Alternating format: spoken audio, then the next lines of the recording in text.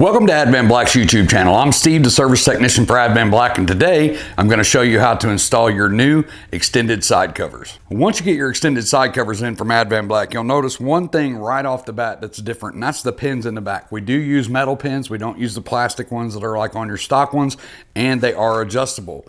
By adjustable, I mean they're threaded rods, so you can take these out, swap them around, you can move them around. Now I've installed these on probably about 15-20 sets of bikes now, and it seems like every one of them was just a little bit different. I kind of started getting a little pattern that I was using every time that I installed them.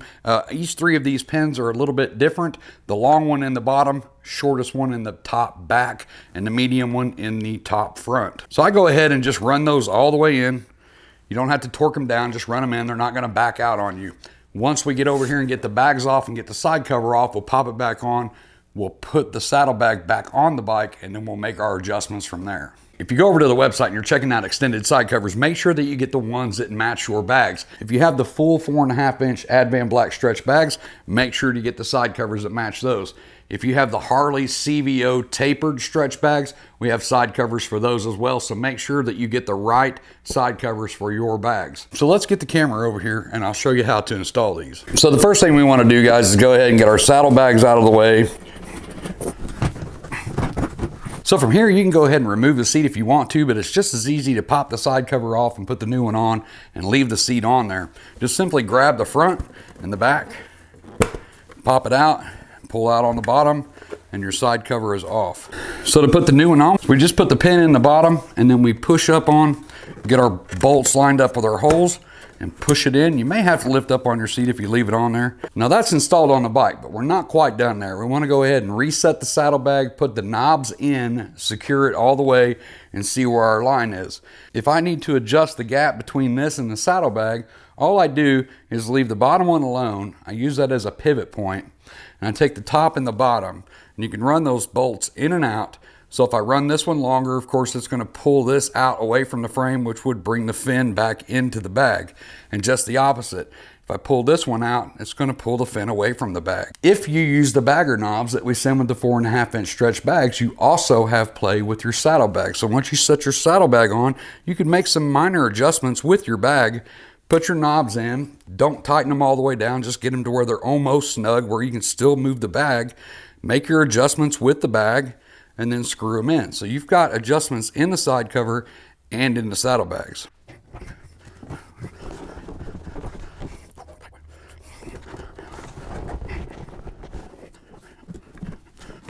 Now I'm running super close to the edge of the bag right here, so what I'm going to do is pull this back pin out just slightly, and it'll push this fin away from the bag a little bit. Very small adjustments, very small increments. You're not going to gain like a 1/2 inch or anything like that. Just pull the pin out a little bit, pull the side cover out, reset your bag. So you just have to keep doing this with a little bit of patience. You'll get a good clean line right here on the front of your bag. Now with just a few simple adjustments, I didn't do anything to the front. I moved the back pin out about as far as I could and feel comfortable with enough thread still left in there. I also moved the bottom one out just slightly to kind of bring it out a little bit more. I set my bag on there. Now I've got a nice clean line right here, but I'm still just a little too close for my comfort. So I've got the bag knobs in. I do not have them tightened down, so I can still move this bag.